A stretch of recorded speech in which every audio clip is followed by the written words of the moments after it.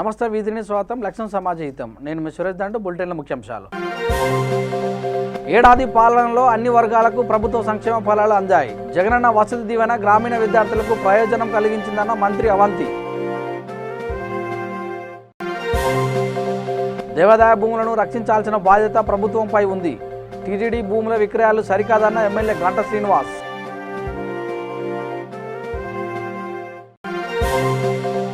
వేలం నిలిపేయడంపై సీఎం జగన్కు పరిపూర్ణానంద స్వామి కృతజ్ఞత లేక దేవాదాయ ఆస్తులపై శ్వేతపత్రం విడుదల చేయాలని విజ్ఞప్తి ప్రభుత్వం టీటీడీ ఆర్థిక ఒత్తిడిని తట్టుకోలేక విక్రయాలకు పూనుకుంది భూముల విక్రయాలపై బీజేపీ నేతల ఆగ్రహం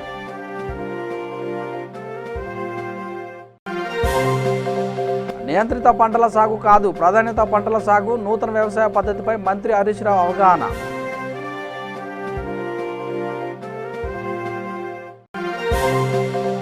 తూర్పుగోదావరి జిల్లా నాటుసార స్థావరాలపై దాడులు 25 కేజీల నల్ల బెల్లం 5 కేజీల అమోనియా 300 లీటర్ల బెల్లపు ఊట ధ్వంసం ఇక వివరాలు చూద్దాం రాష్ట్రంలో విశాఖపై ముఖ్యమంత్రికి ప్రత్యేక శ్రద్ధ ఉందని మంత్రి అవంతి శ్రీనివాసరావు అన్నారు విశాఖలో మీడియాతో మాట్లాడుతూ కోవిడ్ సమయంలో వార్డు గ్రామ వాలంటీర్లు విశేష సేవలు అందించారని అన్నారు అదేవిధంగా ఈ నెల 29 నుంచి 5వ విడత రేషన్ పంపిణీ చేస్తున్నట్టు చెప్పారు సున్నా వడ్డీ అమలుపై మహిళలు హర్షం వ్యక్తం చేస్తున్నారని జగనన్న వసతి దీవెన గ్రామీణ విద్యార్థులకు ప్రయోజనం కలిగిస్తున్నట్టు లబ్ధిదారుల మాటల్లోనే తేలిందని అన్నారు ఏడాది పాలనలో అన్ని వర్గాలకు ప్రభుత్వం సంక్షేమ ఫలాలు అందాయని పేర్కొన్నారు ఈ సంవత్సర కాలంలో ప్రభుత్వం సాధించినటువంటి విజయాలు అన్నీ కూడా చెప్పి ఇంకా ఫర్దర్గా ఏం చేయబోతున్నామో కూడా చెప్పి మళ్ళీ ఈ పాల్గొన్న వారి యొక్క సలహాలు సూచనలు కూడా తీసుకున్నారు సో అదే రకంగా రోజు మార్నింగ్ అక్కడ అమరావతిలో ఉంటుంది 10:30 to 1 మరి మధ్యాహ్నం లంచ్ బ్రేక్ తర్వాత 2 to 5 ఇక్కడ ఉంటుంది 2:30 to 5 ఇక్కడ మరి సంబంధిత జిల్లా మంత్రుల్ని చైర్మన్గా పెట్టి ఈ కార్యక్రమాలు చేయమని చెప్పారు ఈ రోజున జిల్లా కలెక్టర్ గారు చెప్పినట్టు 12 డిపార్ట్మెంట్స్ ఈ రోజున మరి ఈ 2 to 5 3 అవర్స్లో కూడా వాళ్ళ ప్రజెంటేషన్ ఇవ్వటం మరి వాళ్ళు చెప్పినటువంటి వాటికి గౌరవ శాసనసభ్యులు కానీ మరి పాల్గొన్నటువంటి స్టేక్ హోల్డర్స్ కానీ వాళ్ళ సలహాలు సూచనలు పెట్టుకోవడం జరిగింది ముఖ్యంగా ఈ జిల్లాలో ఐడెంటిఫై చేసినటువంటి సమస్యలు ఏంటంటే సమస్యల కంటే ముందు విజయాలు చెప్తాం అన్ని చోట్ల కూడా ఈ గ్రామ సచివాలయాలు ఫంక్షన్లో ఉన్నాయి 99% ఎక్కడ ఒకటారు తప్పనిచ్చి మరి ఉద్యోగులు ఎంతమంది పనిచేస్తారంటే 4259 సచివాలయ ఉద్యోగులు పనిచేస్తున్నారు ఓన్లీ 463 ఖాళీ ఉన్నాయి అలాగే వార్డు వాలంటీర్స్ 10,470 మంది పనిచేస్తున్నారు మరి విశాఖపట్నం కానీ నర్సీపట్నం యలమంచిలి మున్సిపాలిటీల్లో ఈ వార్డు సచివాలయాలు 600 దాకా ఉన్నాయి సుమారు మొత్తం జిల్లాలో 739 గ్రామ సచివాలయాల్లో మరి 6,000 పోస్టులు ఉంటే 5,400 మంది పనిచేస్తున్నారు అంటే ఎక్కడో ఏజెన్సీలో 1-2 తప్పనిచ్చి మరి గౌరవ ముఖ్యమంత్రి గారు వైఎస్ జగన్మోహన్ రెడ్డి గారి యొక్క మానస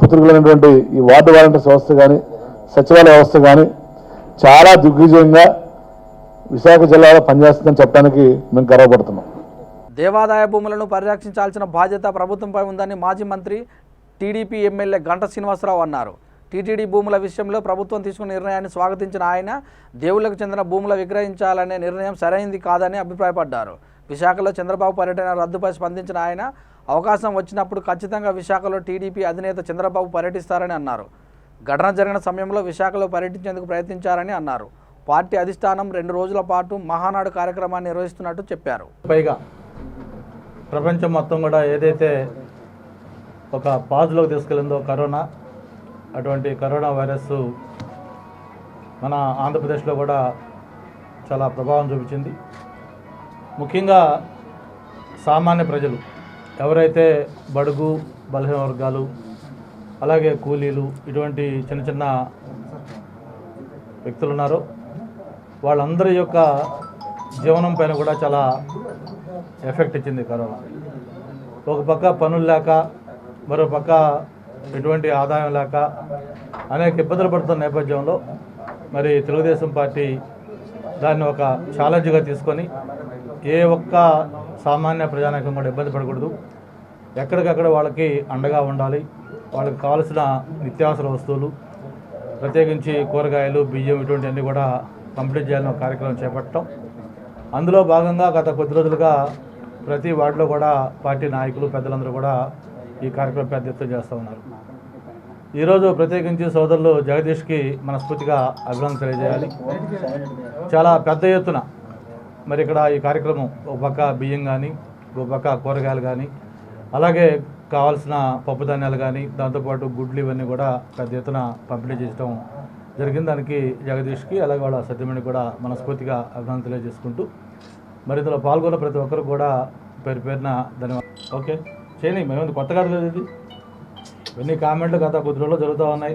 టైం వచ్చినప్పుడు అన్నిటికీ సమాధానం చెప్తాను. అదే చెప్పే కదా, నేను టైం వచ్చినప్పుడు అన్నీ మాట్లాడతాను. ప్రత్యేకించి దేవాదాయ భూములకు సంబంధించి నిన్న మొన్న కొంత వివాదం జరిగింది. దానికి సంబంధించి అయితే మాత్రం పార్టీ స్టాండు అలాగే వ్యక్తిగతంగా నా అభిప్రాయం కూడా, కొంతమంది భక్తులు దేవుడి కోసం అని చెప్పించిన భూములు వాటిని ఏదో తాత్కాలికంగా ఆదాయం వస్తుందనో, లేదు కొంత అన్యాక్రాంతం అవుతున్నాయనో, లేకపోతే వివాదాల్లో ఉన్నాయని చెప్పి వాటిని అమ్మడం అనేది సరైన పద్ధతి కాదు. ఎన్నో గవర్నమెంట్ కూడా దాన్ని ఉపసంహరించుకున్నట్టుగా నిన్న జీవో ఇచ్చారు. దానికి ఖచ్చితంగా మనం అభినందిస్తున్నాం. బట్ అసలు అటువంటి ఆలోచన కూడా చేయకుండా ఉండటం మంచిదని నేను భావిస్తాను. దేవాదాయ భూములు అనేది దేవుడికి సంబంధించిన భూములు, అవి ఎప్పటికి కూడా మనం పరిరక్షించుకోవాలి తప్ప ఆ భూములు అమ్ముకొని దాంట్లో వచ్చే కొద్ది అమౌంట్తో తాత్కాలికంగా కొన్ని ప్రయోజనాలు పొందడం అనేది. హిందూ బంధువుల ఆందోళన రాకముందే వేలం నిలిపివేసినందుకు సీఎం జగన్కు స్వామి పరమానంద కృతజ్ఞత తెలియజేశారు. ఈ మేరకు సీఎంకు పరమానంద లేఖ రాశారు. ఇప్పటిదాకా పనిచేసిన సీఎంలు దేవుళ్లకు హిందువులకు ఒరగబెట్టిందేమీ లేదని వ్యాఖ్యానించారు. వారి నిర్వాహకం వల్ల 5 లక్షల కోట్ల పంట భూములు, లెక్కలేని ఆభరణాలు దోపిడీ కాబడ్డాయి అన్నది అక్షర సత్యమని అన్నారు. తూర్పుగోదావరి జిల్లా రాజమహేంద్రవరంలో మీడియాతో మాట్లాడుతూ దేవాదాయ ఆస్తులపై శ్వేతపత్రం విడుదల చేయాలని ప్రభుత్వాన్ని కోరారు. ప్రజలు అందించిన ఆస్తుల వివరాలు వారికి తెలియజెప్పడంలో తప్పులేదన్నారు. ఇప్పటి వరకు ఎవరు చేయని ఈ పని మీరు చేస్తే నమ్మి ఓటు వేసిన హిందువులందరికీ న్యాయం చేసిన వారు అవుతారని, చరిత్రలో మిగిలిపోతారని స్వామి పరమానంద లేఖలో పేర్కొన్నారు. ఇందు మూలంగా మేము తెలియజేసేదేమనగా, సమస్తమైన హిందూ దేవాలయాల మాన్యాలు, కైంకర్యాలు, కానుకల పూర్తి వివరాలపై శ్వేతపత్రం విడుదల చేయాలని విజ్ఞప్తి చేస్తున్నాం. ఇవి ఏవీ గోప్యంగా ఉంచాల్సిన పని కూడా లేదు. కోట్లాది మంది భక్తులు సమర్పించిన వాటిని వాళ్ళకే తెలియజేయడం పట్ల ప్రభుత్వానికి ఏ విధమైన ఇబ్బంది తలెత్తదు. పైగా ప్రభుత్వం యొక్క చిత్తశుద్ధి నిరూపితమవుతుంది. ఇంతవరకు ఎవరూ చేయలేని ఈ కార్యాన్ని మీరు తలపెట్టిన ఎడల హిందూ సమాజం మీపై ఉంచిన భరోసాకు మీరు తగు న్యాయం చేసిన వారు కాగలరని విశ్వసిస్తున్నాం. ఈ కార్యాన్ని మీరు తప్పక చేయగలరని ఆశిస్తున్నాం. స్వామి పరిపూర్ణానంద. సో ఇది ఈ బహిరంగ లేఖని వారికి మీ ద్వారా తెలియచేయాలనేటువంటిది ఒక సూచన. రెండోది, మనం చూస్తున్నాం ప్రభుత్వాలు మారుతున్నాయి, పాలకులు మారుతున్నారు, మంత్రులు మారుతున్నారు. మారినప్పుడల్లా రాష్ట్రం అభివృద్ధి యొక్క జీడిపి రేట్ అంటారు, లేకపోతే ఇంకొకటి అంటారు, వృద్ధి శాతం అంటారు. కానీ ఒక్కొక్క 5 ఏళ్లకి చూస్తే మన దేవాలయాల ఆస్తులు, వాటి యొక్క వివరాలన్నీ కిందకి పడిపోతూనే ఉన్నాయి. సుమారుగా 40,000కు పైగా దేవాలయాలు ఏవైతే ఎండోమెంట్స్ చేతుల్లో ఉండేవో అవన్నిట్లో ఇప్పుడు వాళ్ళు డిక్లేర్ చేసింది 20,000 దేవాలయాలు ధూపదీప నైవేద్యాలకు నోచుకోకుండా అవన్నీ కూడా ఒక శిథిలావస్థకు చేరుకునేటువంటి పరిస్థితి వచ్చిందనేటువంటిది వాళ్ళు ప్రకటించినటువంటిది. అంటే 40,000 ఆలయాలు అభివృద్ధి పదంలో వెళ్ళి 80,000 ఆలయాలు అవ్వడం మాట పక్కన పెడితే 40,000 ఆలయాలు ఈరోజు 20,000 ఆలయాలకి దిగిపోయాయి. ఈ 20,000 ఆలయాల్లో కూడా ఏబీసీ అనేటువంటి వర్గీకరణ జరిగి ఏ దేవాలయానికి ఎంత వస్తుందో ఆదాయానికి తగ్గట్టుగా దాన్ని ఏబీసీ అనే వర్గీకరణ చేయడం జరిగింది. ఏపీలో విద్యుత్ ఛార్జీలపై దీక్షలు చేపట్టిన బీజేపీ నేతలు ఇప్పుడు టీటీడీకి చెందిన భూముల విషయంలో దీక్షలు చేపట్టారు. పార్టీ అధిష్టానం పిలుపుతో విశాఖలో మాజీ ఎమ్మెల్యే విష్ణుకుమార్ రాజు, బీజేపీ నేతలు నాగేంద్ర పార్టీ శ్రేణుల దీక్షలు చేపట్టారు. తిరుమల తిరుపతి దేవస్థానంలో ఆర్థిక ఒత్తిడిని తట్టుకోలేక భూముల విక్రయాలపై ప్రభుత్వం ఈ నిర్ణయం తీసుకుందని అన్నారు. దీనికి వ్యతిరేకంగా దీక్షలు చేస్తున్నట్టు తెలిపారు. ముఖ్యంగా దేవాదాయ శాఖ భూములను పరిరక్షించడంతో పాటుగా సింహాచలం భూములను అక్రమాలకు గురి కాకుండా చూడాల్సిన బాధ్యత ప్రభుత్వంపై ఉందని బీజేపీ నేత నాగేంద్ర అన్నారు. ఆంధ్రప్రదేశ్ రాష్ట్ర ప్రభుత్వం అనేక ప్రజా వ్యతిరేక కార్యక్రమాలను చేపడుతూ ఉంది. అందులో భాగంగానే తిరుమల తిరుపతి దేవస్థానం ఏదైతే ఉందో వారి దగ్గర నిరర్ధక ఆస్తులు 53 ఆస్తుల్ని అమ్మాలని చెప్పి తలపెట్టడం జరిగింది. దానికి నిరసనగా భారతీయ జనతా పార్టీ పెద్ద ఎత్తున నిరసన కార్యక్రమాలు చేపడతామనే ఉద్దేశంతో నిన్న రాత్రికి రాత్రి వీటిని జీవోని రద్దు చేయడం జరిగింది. ఇది భారతీయ జనతా పార్టీ యొక్క ఒత్తిడి వల్లనే రాష్ట్ర ప్రభుత్వం ఈ విధంగా చేయటం అనేది మేము భావిస్తూ ఉన్నాం. అదేవిధంగా దేశవ్యాప్తంగా ప్రపంచవ్యాప్తంగా భక్తులందరూ కూడా దీన్ని తీవ్రంగా వ్యతిరేకించారు. ఇలాంటి ప్రజా వ్యతిరేక కార్యక్రమాలను మానుకోవాలి. ముందు కూడా తిరుమల తిరుపతి దేవస్థానం శాశ్వతంగా భక్తులు ఏవైతే వాళ్ళకి ఇచ్చిన స్థిరాస్తులు ఏవైతే ఉన్నాయో వాటిని పరిరక్షిస్తామని చెప్పి తిరుమల తిరుపతి దేవస్థానం ఒక నిర్ణయం తీసుకోవాలి. ముందు ఎప్పుడూ కూడా ఇలాంటి అమ్మకానికి ఎప్పుడు కూడా పెట్టకూడదని మేము డిమాండ్ చేస్తున్నాం. అదేవిధంగా రాష్ట్రంలోని ఇతర దేవాలయాలు ఏవైతే ఉన్నాయో ముఖ్యంగా సింహాచలం దేవస్థానం యొక్క ఆస్తులు కూడా వేరే వాళ్ళ ఆధీనంలోకి ఆక్రమణకి గురవుతున్నాయి. వీటిని పరిరక్షించవలసిన అవసరం కూడా రాష్ట్ర ప్రభుత్వం మీద ఉంది. వాటిలన్నింటినీ కూడా పరిరక్షించాలని చెప్పి ఎవరైతే భక్తులు దేవునికి వారి భక్తిగా ఇచ్చిన ఆస్తులన్నింటినీ కూడా పరిరక్షించవలసిన బాధ్యత దేవాలయాల మీద ఉంది. అంతేకాకుండా ఈరోజు దేవాలయ శాఖను తీసుకురావడం అనేది ఇది కరెక్ట్ కాదు. దేవాలయాల పరిరక్షణ అంతా కూడా దేవాలయ శాఖ పరిధిలోనే ఉండాలి.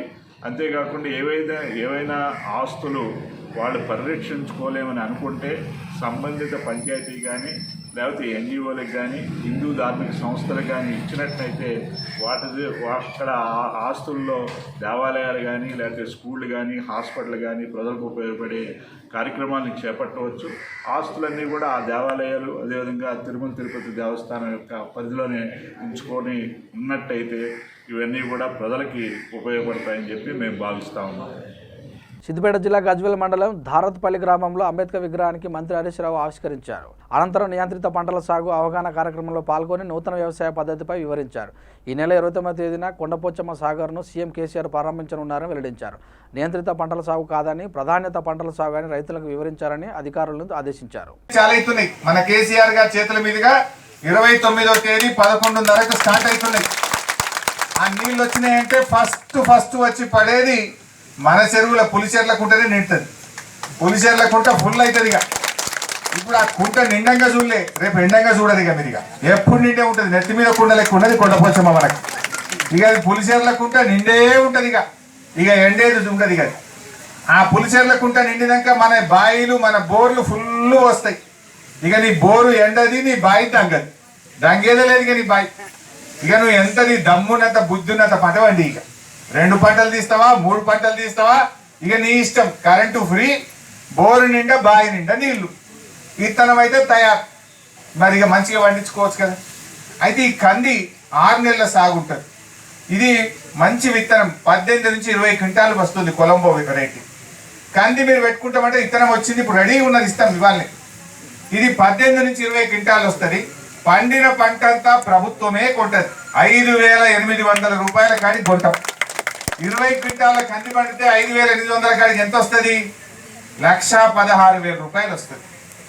పోనీ 1,16,000లో ఓ 26,000 పెట్టుబడి పోయింది అనుకో, ఎంత మిగిలాలి? 90,000 మిగిలాలి. ఇంకో 20 తుట్టి తీసి పారి ఓ 2 క్వింటాలు తక్కువ పడింది అనుకో, 70,000 అయితే పక్క కదా. మరి 70,000 మనం వానకాలం మీద కంది పెట్టి సంపాదించుకుందాం.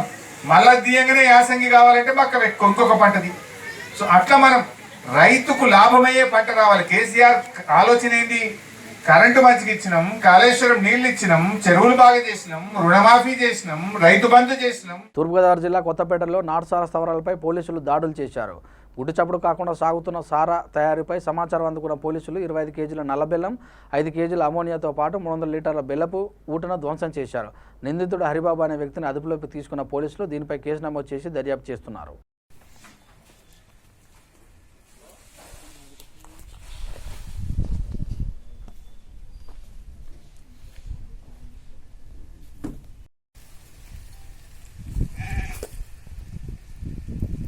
జగిత్యాల జిల్లా గొల్లపల్లి మండల కేంద్రంలో ఆశ్రయ ఆకృతి హైదరాబాద్ ఫౌండేషన్ వారి ఆధ్వర్యంలో దివ్యాంగులకు బియ్యం, నిత్యావసర వస్తువులను పంపిణీ చేశారు. ఈ కార్యక్రమంలో ముఖ్య అతిథిగా సంక్షేమ శాఖ మంత్రి కొప్పుల ఈశ్వర్ పాల్గొన్నారు. ఈ సందర్భంగా మంత్రి ఈశ్వర్ మాట్లాడుతూ లాక్డౌన్ కారణంగా ఆర్థిక ఇబ్బందులు ఎదుర్కొంటున్న పేద ప్రజలకు అండగా దాతలు, ప్రజాప్రతినిధులు ముందుకొచ్చి సహాయ సహకారాలు అందించడం అభినందనీయమని అన్నారు.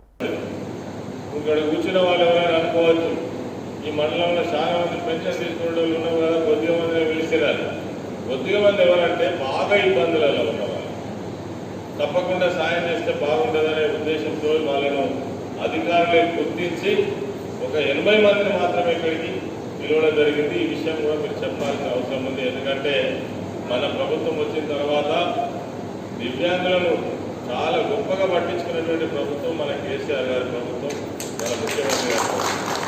ఎందుకంటే మన ప్రభుత్వం రాకముందు 2014లో మీకున్న పెన్షన్ 500, తర్వాత దాన్ని 1500 చేసి ఈరోజు 3116 రూపాయలు ఇచ్చేటువంటి ప్రభుత్వం మన ప్రభుత్వం. మీకు అన్ని విధాల ఉపకారాలు కానీ, మీకు కావాల్సినటువంటి ఏర్పాట్లు కానీ మరి చాలా పెద్ద మొత్తంలో తెలంగాణ ప్రభుత్వం వచ్చిన తర్వాత మరి మీకు దివ్యాంగులకు సంబంధించినటువంటి అనేక కార్యక్రమాలు చేపడుతున్నది. దాంట్లో మేము చాలామందికి చేసినాం.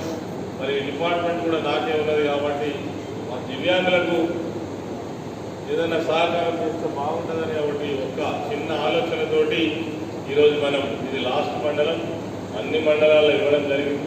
ఒక మండలంలో 120 కావచ్చు, ఒక మండలంలో 100 కావచ్చు, ఒక మండలంలో 80 మంది కావచ్చు. మొత్తంగా 600 మందికి మాత్రం ఈ యొక్క మరి నిత్యావసర వస్తువుల పంపిణీలో చేయడం జరుగుతూ ఉంది. మరి ఈరోజు మన గొల్లపల్లి మండలంలో ఉన్నటువంటి చాలామందికి ఈ కార్యక్రమాన్ని నిర్వహిస్తున్నాం. మరి నేను ఇంకా విషయాలు చెప్పకుండా మీరందరూ కూడా జాగ్రత్తగా ఉండాలి, మాస్కులు ధరించాలి, మనకు దీని సూర్యబంది వచ్చేంత వరకు జాగ్రత్తగా ఉండాలి. మరి బొంబాయి నుంచి వచ్చినటువంటి వాళ్ళు ఎవరైతే ఉన్నారో వాళ్ళతో కూడా కొంచెం మనకు ఇబ్బంది ఉన్నది. ప్రతిపక్ష నేత చంద్రబాబు, టీడీపీ ఎమ్మెల్యే గంటా శ్రీనివాసరావు రాజకీయ వ్యాపారులని పర్యాటక శాఖ మంత్రి అవంతి శ్రీనివాస్ విమర్శించారు. విశాఖ ఉత్తర నియోజకవర్గం ఎమ్మెల్యే కనిపించడం లేదని, హ్యాండ్ కర్చీప్ మార్చినట్లు పార్టీ మార్చే వ్యక్తి ఎమ్మెల్యే గంటా శ్రీనివాసరావు అని ఎద్దేవా చేశారు. 2 నెలల పాటు తెలంగాణలో మనవడితో ఆడుకున్న చంద్రబాబుకు స్వాగతం ఎందుకని ఆయన ప్రశ్నించారు. చంద్రబాబు ఏ ఘనకార్యం చేశారంటూ మంత్రి అవంతి మండిపడ్డారు. అభివృద్ధిని అడ్డుకోవడమే చంద్రబాబు పనిగా పెట్టుకున్నారని ధ్వజమెత్తారు. పార్టీ ఎమ్మెల్యేలను గెలిపించకపోయిన విశాఖ ఉత్తర నియోజకవర్గం ప్రజలకు ప్రభుత్వ పథకాలు అందించారని మంత్రి అవంతి శ్రీనివాస్ పేర్కొన్నారు.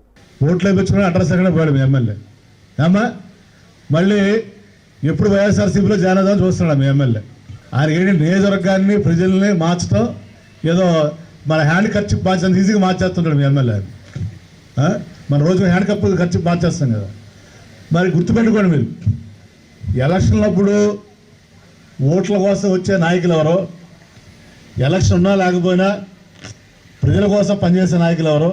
చంద్రబాబు నాయుడు వాళ్ళ నాయకుడు చంద్రబాబు నాయుడు నిన్న దిగాడు అక్కడ హైదరాబాద్ నుంచి, అమెరికా నుంచి కాదు, శుభ్రంగా హ్యాపీగా 2 నెలలు మనవడతోటి కొడుకు కోడలతో ఎంజాయ్ చేసి అక్కడ హైదరాబాద్లో నిన్న దిగాడు.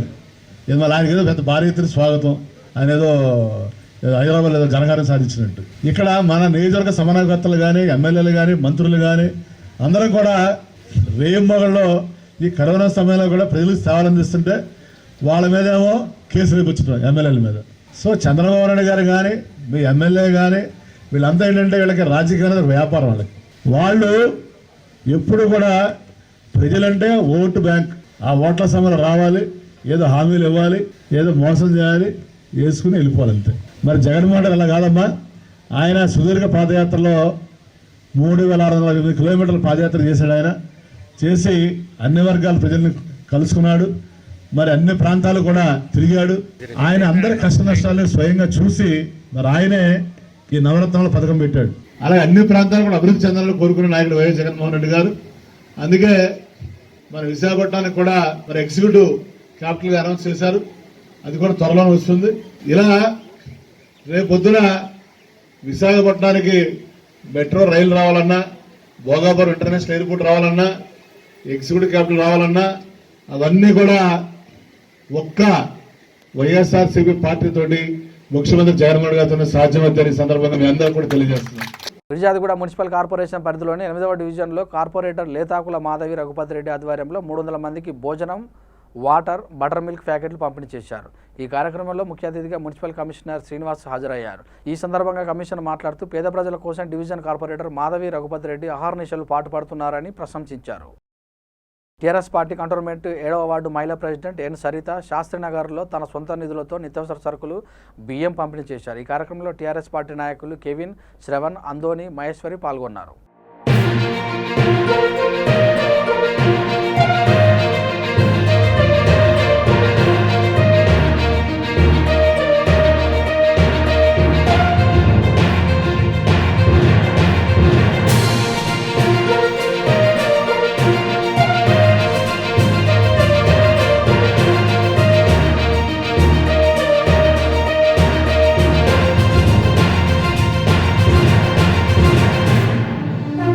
సోమాజిగూడ ప్రెస్ క్లబ్లో JSR group chairman Jadapalli Narayana సహకారంతో వాస్విక్ ఫౌండేషన్ ఆధ్వర్యంలో జర్నలిస్టులకు నిత్యావసర సరుకులు పంపిణీ చేశారు.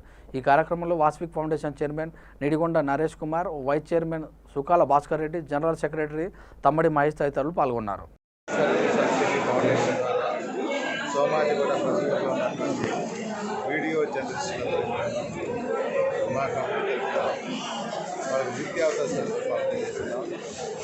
ఈ కోవిడ్-19 కష్టకాలంలో నష్టాలకు భరించి ఎవరు బయట తిరగని సమయంలో కూడా మన మీడియా మిత్రులు కరోనాను జయించుకుంటూ బయట తిరిగి సమాచారాన్ని మన వరకు చేరజేసిన వాళ్ళే లేనిది సమాజం చీకటి. కాబట్టి ఆ మిత్రులు కూడా కష్టాల్లో ఉన్నారు కాబట్టి వాళ్ళని కూడా ఆదుకోవడం కోసం మామూలుగా ఈరోజు నిత్యావసర సరుకులు దాదాపు 500 మందికి ఆధ్వర్యంలో జేఎస్ఆర్ సన్సిటీ గ్రూప్ వారి సహకారంతో వీడియో జర్నలిస్టులు అందరికీ కూడా నిత్యావసర సరుకులు అందజేయడం జరిగింది. ఇది తెలంగాణ వీడియో జర్నలిస్టుల తరఫున వారి ఆధ్వర్యంలో ఏపీకి సంబంధించినటువంటి వీడియో జర్నలిస్టులు అందరికీ కూడా నిత్యావసర సరుకులు ఇవ్వడం జరిగింది. ఈ కార్యక్రమాన్ని ఈరోజు ప్రభుత్వాలకి, ప్రజలకి వారధులుగా ఉంటూ ఈ కోవిడ్-19 ఈ విపత్కర సమయంలో ప్రతి విషయాన్ని ప్రజలకు చేరవేసి ప్రతి ఒక్కరికి అవగాహన కలిగేలా చేసినటువంటి ఈ మీడియా మిత్రుల సేవలు వాళ్ళని గుర్తించుకోవాలనే ఉద్దేశంతో వాస్విక్ ఫౌండేషన్ వారి ఆధ్వర్యంలో జేఎస్ఆర్ సన్సిటీ గ్రూప్ సహకారంతో ఈరోజు వీడియో జర్నలిస్ట్ అందరికీ కూడా నిత్యావసర సరుకులు అందించడం జరిగింది. కర్నూలు జిల్లా దేవనకొండ మండలం గుమ్మరాల గ్రామంలో మద్యం బాటిళ్లను స్వాధీనం చేసుకున్నట్లు ఎస్ఐ నరసింహులు తెలిపారు. ఈ సందర్భంగా ఆయన విలేకరులు మాట్లాడుతూ బోయ వీరన్న అనే వ్యక్తి గ్రామంలో మద్యం బాటిల్ని అమ్ముతున్నట్లు సమాచారం రావడంతో తనిఖీలు నిర్వహించి 34 మద్యం సీసాలను స్వాధీనం చేసుకున్నామని అన్నారు. నిందితుడిపై కేసు నమోదు చేశామని, గ్రామంలో ఎవరైనా అసంఘిత కార్యక్రమాలు పాల్పడితే కఠిన చర్యలు తీసుకుంటామని తెలిపారు. నిర్మల్ జిల్లా బైసా మండలం మిర్జాపూర్ గ్రామంలో వ్యవసాయ మార్కెట్ అధికారులు పలు ప్రాంతాలలో నియంత్రిత సాగు విధానంపై అవగాహన సదస్సులు నిర్వహించారు. రాష్ట్ర ప్రభుత్వం సూచన మేరకు పంటలను పండించే రైతు బంధు పథకం ఆదుకుంటుందని అధికారులు చెప్పగా రైతులు ఆవేదన వ్యక్తం చేశారు. ఇప్పటి వరకు తాము రైతు బంధు పథకం ద్వారా లబ్ధి పొందలేదని, వేసిన పంటకు గిట్టుబాటు ధర లేక నష్టపోయామని ఆందోళన వ్యక్తం చేశారు.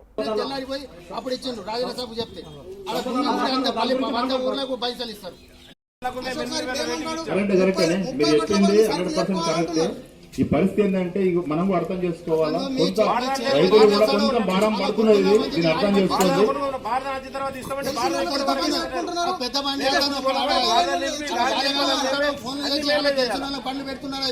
ఉంది ఈ పరిస్థితి ఉన్నది మేడం, ఈ బాధలు ఉన్నాయి వాళ్ళు అట్లా అంటారంటే అది వాళ్ళు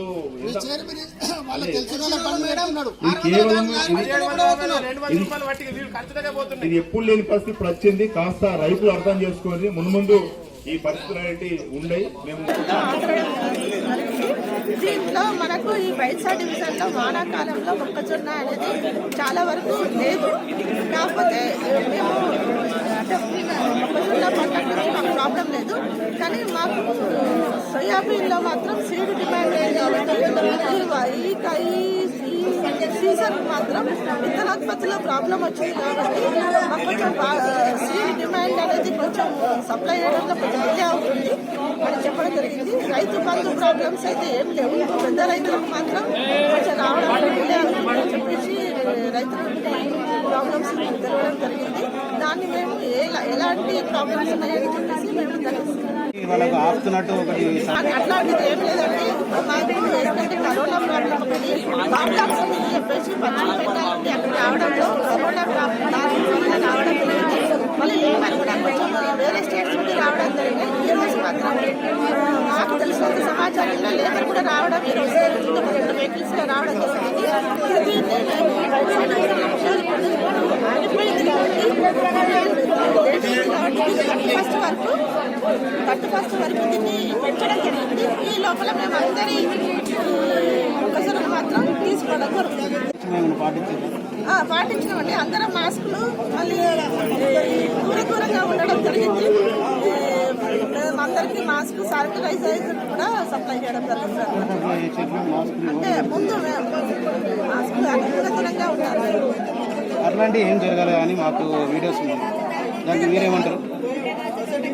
ఏమైతే మేము అగ్రికల్చర్ డిపార్ట్మెంట్ నుండి అందరము అంటే డిస్టెన్స్ మెయింటైన్ చేయడం జరిగింది. మా ఏఈస్ అందరూ మాస్కులు ధరించడము, రైతులందరికీ కూడా రాగానే మేము కోవిడ్ అందుకోసమే టెంట్ వేసి దూరంగా చేయడానికి కోసం పెద్ద ఎత్తున టెంట్ వేసి చేయడం జరిగింది.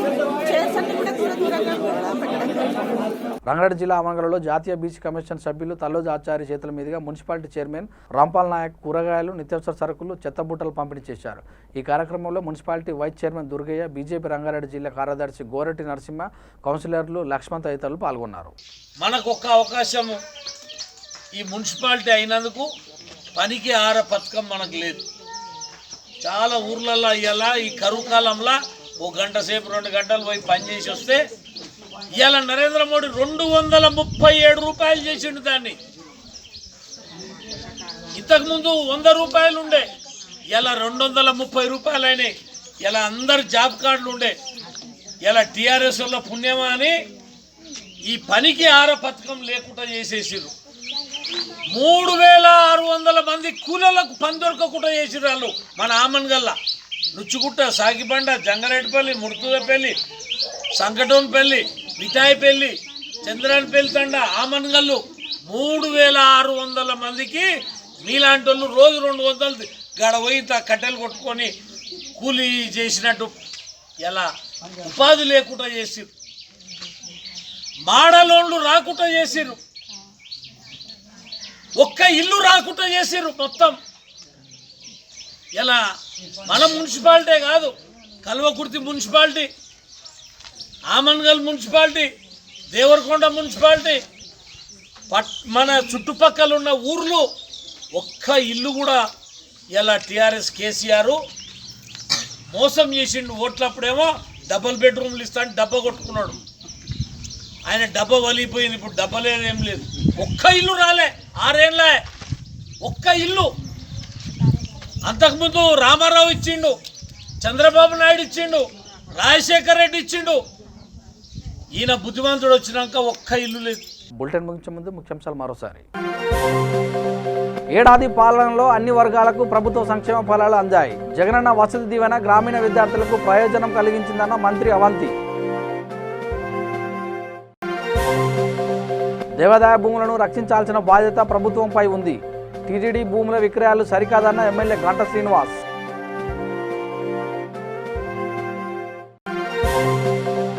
వేలం నిలిపేయడంపై సీఎం జగన్కు పరిపూర్ణానంద స్వామి కృతజ్ఞత లేఖ. దేవాదాయ ఆస్తులపై శ్వేతపత్రం విడుదల చేయాలని విజ్ఞప్తి. ప్రభుత్వం టీటీడీ ఆర్థిక ఒత్తిడిని తట్టుకోలేక విక్రయాలకు పూనుకుంది. భూముల విక్రయాలపై బీజేపీ నేతల ఆగ్రహం.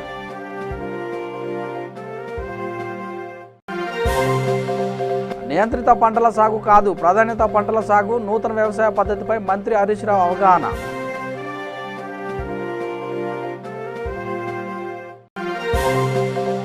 తూర్పుగోదావరి జిల్లా నాటుసార స్థావరాలపై దాడులు. 25 కేజీల నల్ల బెల్లం, 5 కేజీల అమోనియా, 300 లీటర్ల బెల్లపు ఊట ధ్వంసం. ఇంతటితో వార్తలు సమాప్తం. చూస్తూనే ఉండండి విత్ న్యూస్. లక్ష్యం సమాజహితం.